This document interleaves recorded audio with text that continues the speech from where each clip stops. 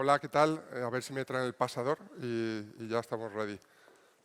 Ah, perfecto. Muchísimas gracias.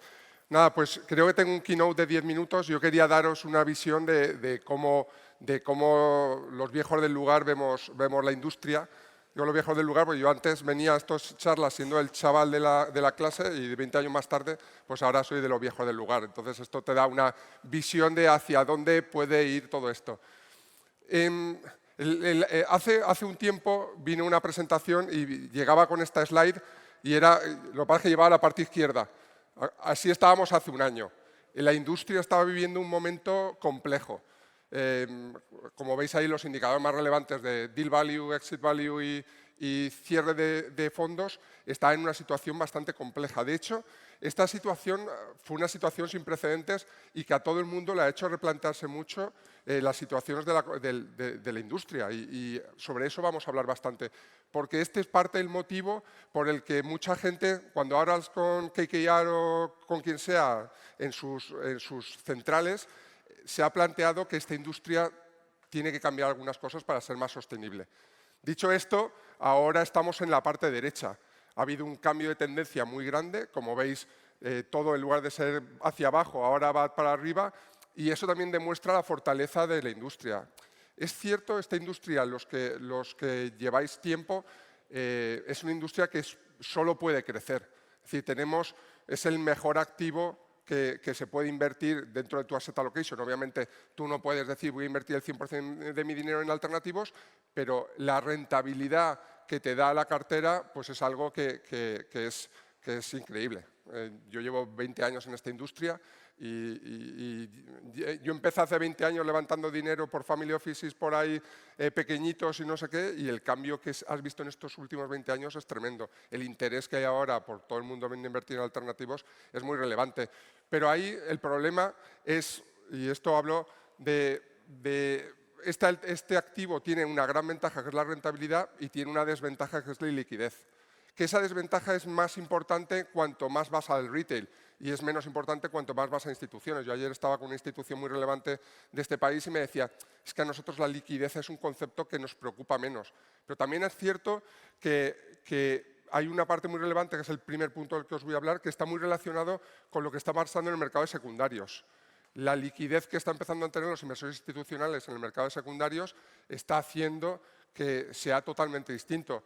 Hace 15 años tú llegabas a alguien y te decía, oye, yo estoy encantado de invertir en CVC, y te decían, ya, pero el problema es que si me pasa algo y quiero hacer liquidez, no tengo manera. La realidad es que hoy, 10 años más tarde, si tú tienes un ticket de 50 millones en CVC, es un activo líquido. No es líquido como un bono del Santander, pero es líquido. Entonces, eso es un cambio que te transforma la industria, porque nosotros tenemos un activo en el que tienes una rentabilidad muy buena con el problema de la liquidez.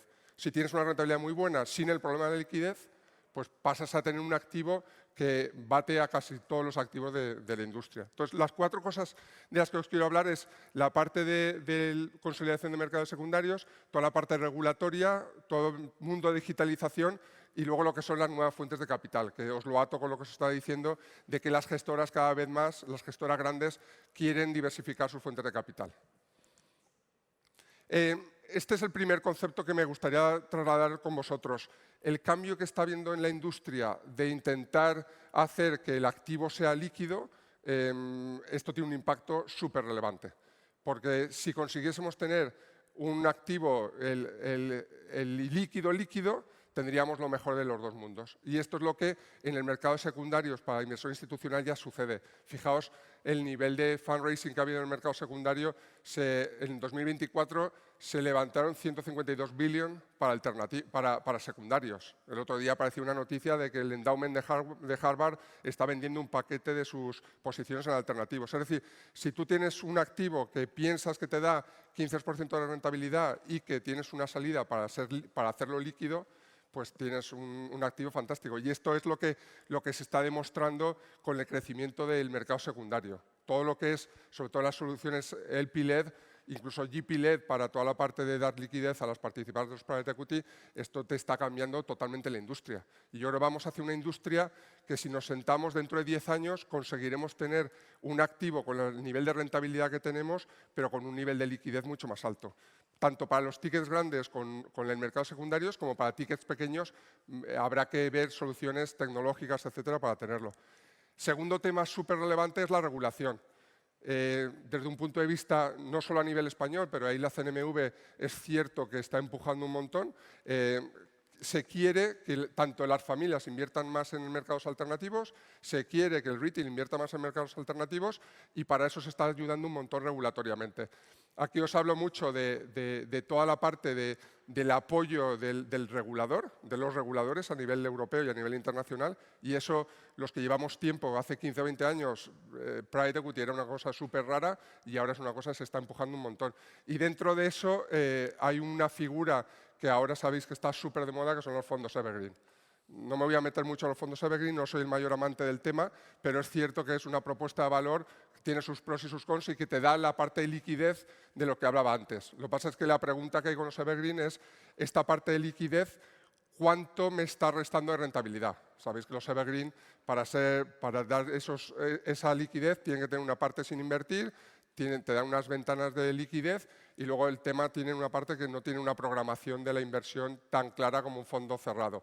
Entonces, el tema que hay con los Evergreen, vamos a ver los próximos años qué track record y cuánto nos cuesta esa liquidez. Yo creo que hay una reflexión de si esa liquidez te cuesta 200 pipos, valdrá la pena, si esa liquidez te cuesta 500 pipos, pues habrá que verlo. Luego toda la parte del TIPS, en el que, como sabéis, a nivel europeo se está promoviendo mucho para que haya un impulso de la inversión en private equity a través de toda Europa, y es una parte que yo creo también está ayudando mucho y que todos estamos mirando mucho. Y luego, por ejemplo, en España, que es un poco lo que dice ahí, inversión en sectores claves y el mayor interés, está toda la figura de las SCRs. Las SCRs ahora es una solución en la que prácticamente todo el mundo que tenga un patrimonio razonable debería tener una SCR para optimizar toda su inversión en activos reales. Nosotros en Crescenta, fijaos, tenemos en cartera como para hacer 15 o 20 SCRs. O sea, las SCRs va a ser el nuevo vehículo en el que todo el mundo va a tener que invertir a través de activos reales porque es que tiene todo el sentido del mundo. Todo el mundo dice, bueno, ¿y esto van a ser las nuevas SICAVs? Aquí hay una gran diferencia. Las SCR se han montado para esto. Es decir, cuando tú te ves todo lo que pasó de las SCRs y ves la motivación de las SCRs se crean para que las familias inviertan en activos reales. Entonces, no es que estemos aprovechando una ley de no sé qué, sino que realmente están cumpliendo con su futuro. Pero el impacto de las SCRs yo creo va a ser muy, muy grande y como lo está siendo, veis las noticias que se están creando muchísimas y esto va a ser una tendencia. De hecho, nosotros hablando con gente, todo el mundo lleva como necesito 100 millones de patrimonio para crear un SCR y no es así. Con los costes que tiene una SCR, con 10 millones de patrimonio te salen los números. Entonces, claro, si tú dices, oye, este es un perfil de activo que con 10 millones te salen los números, claro, gente que tiene un patrimonio de 10 millones hay infinitos. Luego toda la parte de digitalización. Hay un tema súper interesante que es, yo creo que nos hemos acostumbrado a una industria en alternativos súper ineficiente. O sea, los que llevamos tiempo ya vemos normal que nos tengamos que ir a un evento a ver quién está en fundraising y quién no. Vemos normal que nos tiremos 3 meses firmando papeles raros con gestoras, no sé, que tengamos que dedicarle 2 semanas a ver si invertimos en el vehículo de Luxemburgo, el de Delaware o no sé menos. Que todo eso encima sean 17.000 papeles. Pues eso está viendo una tendencia clara que es que hay que reinventar el sector. Todo esto hay que conseguir que la inversión en private equity sea igual de fácil que es en líquidos. Y si pensáis, hay muchas cosas que simplemente porque nadie se ha puesto. O sea, la disrupción que hubo en su día con All Funds en los líquidos, pues se puede hacer exactamente igual que en líquidos. Se puede hacer exactamente lo mismo. El problemón que había hace 20 años con líquidos, cada vez que querías invertir en no sé qué, pues tú puedes hacer una plataforma, un marketplace que te permita hacer todo eso. Todo el acceso a la información de los fondos, marketplaces, etcétera. Claro, aquí cada uno, y eso lo decía esta inversión institucional, digo, estamos ahora viendo un fondo súper interesante americano y digo, es que a los mismos americanos les estamos haciendo 10 players distintos en España la misma due diligence. Nos está llegando el mismo despacho y nos está vendiendo 10 due diligence a los mismos, del mismo fondo. Y eso no tiene sentido. Lo que tendría sentido es que todo estuviese mucho más canalizado. Entonces, toda la digitalización, fijaos en Crescenta, nosotros el día que lanzamos hicimos onboarding de 500 personas con una persona de back office. Esto cuando se lo digo a los bancos dicen, eso es imposible. ¿Cómo vas a hacer un onboarding de 500 personas en un día con solo una persona de back office? Y es la gracia de la digitalización. Entonces, si conseguimos en esta industria digitalizar todo el proceso para que sea muchísimo más fácil invertir, es que esto va a ser un game changer. Porque ahora es muy complicado. Nosotros los que estamos en la industria ya nos hemos acostumbrado, pero para un inversor es que es bastante complejo. Entonces, aquí lo que os hago como reflexión, yo creo que los próximos 5 años miraremos para atrás y diremos, jolín, qué complicado era antes, como pasa en líquidos. La gente que estaba el pre-all funds y el post-all funds, eso tuvo un impacto muy grande. Pues si eso lo llevas a toda la cadena de valor, a las gestoras. Nosotros, por ejemplo, en Crecenta hemos hecho 480 due diligence en el último año. 480. ¿No habría sido más fácil que alguien hubiese tenido una pre-due diligence medio hecha para habernos hecho la mitad del camino? Te haces un análisis de un fondo de no sé qué y el último día te das cuenta que invierte en las Islas Caimán y que no puedes invertir desde España. Y eso te das cuenta de cuando llevas 2 meses de due diligence. Pues todo eso, que en líquidos no tenemos todos esos problemas, pues yo creo que claramente en unos años va a haber una transformación muy grande. Y luego, lo que os decía, nuevas fuentes de capital. Aquí está produciéndose un fenómeno bastante interesante que es eso, es cómo las grandes gestoras quieren capital mucho más retail y cómo el retail quiere mucho más invertir en grandes gestoras. Cuando hablo de retail, no solo hablo del retail, gente que invierte, del affluent, también hablo de los family offices. O sea, yo tengo bastante relación con mucha gestora grande americana y para las gestoras americanas que levantan fondos de 20 billion, un ticket de 20 millones de un family office español es retail. O sea, es como, España, ¿dónde está? De hecho, el otro día tuve una conversación con una gestora americana, una mejor gestora del mundo, que no tiene ningún inversor en España. La conversación era así, es que España, ¿dónde está eso? Entonces, hay un tema súper relevante que es acercar los inversores en los dos sentidos. Esto es una gestora, os estoy diciendo que son gente que lleva 30 años, que su TIR media en los últimos 30 años es un 33%. O sea, llevan 30 años haciendo un 33% de TIR. Es una pasada. Pero esta gente ni tiene inversores en España y lo que dicen es, oye, nos interesa mucho España, pero nos interesa desde el punto de vista de queremos una base diversificada de inversores. Entonces, eso va a ser otro gran cambio en la industria. Las gestoras ya no quieren venir solo a las instituciones, quieren también captar family offices y quieren captar retail. Y también del otro lado, si lo pensáis con los eventos de liquidez que ha habido en private equity, ahora hay un montón de family offices que quieren invertir en private equity. O sea, ahora hay una situación súper interesante, que es se han creado 50 o 100 family offices en los últimos 24 meses con bastante capacidad, muchos veniendo de eventos de liquidez private equity que quieren invertir. Aquí os pongo el 43% de los family offices aumentó su exposición.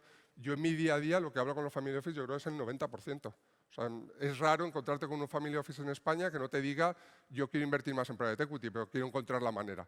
Entonces, esto es súper importante. Y luego, eso desde el punto de vista family office, del retail, aquí según un estudio de BCG, habla de 5,3 billion españoles. Es decir, que es enorme. El mercado del retail es salvajemente grande. Lo que pasa es que hasta ahora nadie ha pensado en esos tickets de 50.000 euros. Claro, pero 1 millón de personas poniendo un ticket de 50.000 euros. De hecho, fijaos, me salto una. Nosotros con EY hicimos un estudio para dimensionar cómo era de grande el mercado del retail en España. Pues claro, todo el mundo dice, no, si hay mucha gente que quería invertir en private equity, etcétera. Pues fijaos, 1,2 millones de potenciales inversores que cumplen los requisitos, porque sabéis que para el retail hay determinados requisitos del 10% de patrimonio, etcétera, y que cuando les explicabas el producto querían invertir. 1,2 millones de personas con un potencial de 43 billion en España. O sea, el mercado de retail es salvajemente grande. O sea, 43 billion son 1 millón de personas a 30.000 euros cada uno. Entonces, ese mercado que todos sabemos que tiene sus complejidades, pero es un mercado enorme y es que las grandes gestoras quieren llegar. El tema es cómo llegas a esas personas si no es de una manera digital. Entonces, ahí se te junta lo que os decía, me queda un minuto, muchísimo interés por parte de family offices y de retail para invertir en alternativos y, por otro lado, las gestoras que cada vez más quieren acceder a ese retail y family offices. Entonces, eso yo creo que va a ser un cambio en la industria muy, muy, muy grande. Porque tú antes hablabas con las grandes gestoras y aquí en España te hablaban de 10 inversores y ahora te dicen, no, yo es que lo que quiero es llegar a la masa de inversores, quiero llegar a esos 43 billion. Y aquí un poco una reflexión que yo no sé si es el 42, antes en el café lo comentaba. Esta conversación, yo estoy en bastantes family offices de asesor, además de todas las cosas que hago, pues en mis ratos libres estoy en varios family offices de asesor. Y esta es la gran pregunta. Oye, en mi asset allocation, ¿cuánto debería tener alternativos? Esto yo creo que la pregunta que se hace en los últimos meses es sistemática. Ahí hay un tema de cuánto valorar la liquidez, cuánto valorar la rentabilidad, cuánto valoras el riesgo, pero yo creo que debería ser algo entre el 15 y el 50. Yo cuando voy a los family office europeos, la gente tiene muchísimo en alternativos. Y aquí es cierto que hay muchísimos family office que no tienen nada, pero nada es nada. Entonces, a ese cambio sí que está habiendo. Yo creo que para contestar la pregunta de cuánto debería tener la asset allocation, cada caso es un mundo, pero yo creo que nadie debería tener menos de un 15 y nadie debería tener más del 50. Cada 50 os sonará barbaridad. La realidad es que si tú quieres rentabilidades de doble dígito en tu cartera, o tienes muchísimo en el asset allocation en alternativos, o es imposible tener. O sea, cuando ves los endowments americanos y dicen, no, es que el endowment de Yale consigue una rentabilidad de no sé cuánto. Cuando ves a sus carteras es que tienen el 50% en alternativos. O sea, no es una locura. Cuando vas a los family office europeos, todo el típico family office de 10 billion que es del fundador de no sé qué compañía grande, estos tienen todos 50% de inversión en alternativos. Y cuando les preguntas, ¿y cuál es la rentabilidad de tu cartera? Te contestan doble dígito. Cuando los family office españoles no están ahí, están en otro mundo. La gente te dice, oye, yo le saco a mi cartera un 3% y estoy contento. Y luego hay un tema, ya el último, que es todo este proceso del que os estoy hablando. Hay una cosa súper relevante desde el punto de vista de las gestoras, que es, y lo pongo aquí, el 25% de los fondos más exitosos completaron el 41% del fundraising. Otra cosa que va a pasar en esta industria es que por lo civil o por lo criminal va a haber un proceso de concentración. Si no tiene sentido que haya 500 fondos, fonditos, fondititos, 3 amigos levantando 20 millones, no tiene sentido. Y esto es algo que va a pasar en las dos direcciones. Fondos cada vez más grandes, pero las gestoras van a tener un desafío muy grande de cómo crecer consiguiendo rentabilidades altas. Porque al final tú vas a tener que decir, oye, toda esta gente que está levantando fondos de 20 billion, pues a eso hay que sacarle un 15% mínimo para que los números salgan. Y sacar un 15% a 20 billion, pues tiene su gracia. Yo he sido gestor 20 años de esto y le he sacado rentabilidades muy buenas a tickets pequeños. O sea, sacarle a 200 millones 50% de TIR o 40% de TIR, pues yo lo veo más fácil que sacarle un 15% de TIR. Pero hay gestoras internacionales que han sacado 20% plus de TIR durante muchísimos años a fondos grandes. Pero esta slide lo que va a cambiar es que dentro de 5 años en expansión va a haber la mitad de nombres. O sea, ahora si os fijáis, en expansión cada día salen 3 fondos nuevos haciendo deals, pues dentro de 5 años eso no va a ser tan claro. Entonces se visualiza bastante claro un proceso de polarización en el que va a haber cada vez gestoras más grandes, que van a tener más capacidad de atraer talento, que van a ser más globales y para el mid-market va a ser cada vez más complicado. Entonces, mi resumen de cómo vemos el mundo, el private equity no va a hacer otra cosa que crecer salvajemente. Hay una reflexión macro de si esto puede crecer tanto, si convergerá o no con la bolsa. Hablando con mucha gente de líquidos, te dice, bueno, ya, pero cuando el private equity sea tan grande, lo que va a pasar es que va a converger con los retornos de la bolsa. Pero es que las maneras en las que se crea valor el private equity no tienen nada que ver con o sea, es otro playbook, no tiene nada que ver. Entonces, esto te va a llevar a que vas a tener un crecimiento tanto de volumen gestionado como de gente invirtiendo aquí que va a ser muy relevante. Lo que aparece ahí, la digitalización y el regulatorio solo van a ser drivers para ayudar a ese crecimiento. O sea, la digitalización va a ayudar un montón y la regulación es que todo el mundo está con ganas de hacer cosas. Los secundarios en la solución de liquidez, eso es lo que os digo. Mi visión es que vamos a conseguir que el activo no sea tan ilíquido. Para los tickets grandes ya tenemos la solución con los secundarios y para los tickets pequeños tiene que haber soluciones tecnológicas. Yo otro día en la conferencia del sector de Private Equity en España decía que lo que tendría sentido sería tener una especie de, no decía, bueno, decía esta palabra y no la debería haber dicho, una especie de Wallapop de esto. O sea, tendría sentido que yo tuviese una inversión en alternativos y que si tuviese una necesidad de liquidez pudiese deshacerla. Y que eso sea cierto con mis 50 millones en CVC y mis 200.000 euros en no sé dónde. Entonces, eso va a ser tanto eso como los evergreen va a ser soluciones de liquidez para el minorista que van a ser bastante relevantes en la industria. Luego lo que os comentaba, el inversor retail y los family office van a ser muy relevantes en lo que va a ser el crecimiento de la industria. Yo creo que eso nos genera una industria varias veces más grande de lo que hemos tenido hasta ahora, y el proceso de concentración de gestora, donde los retornos van a ser clave y donde entendemos que va a haber menos gestoras, más fuertes y con unos retornos donde va a ser muy importante seguir manteniéndolos. Y esto era lo que os puedo contar en 10 minutillos.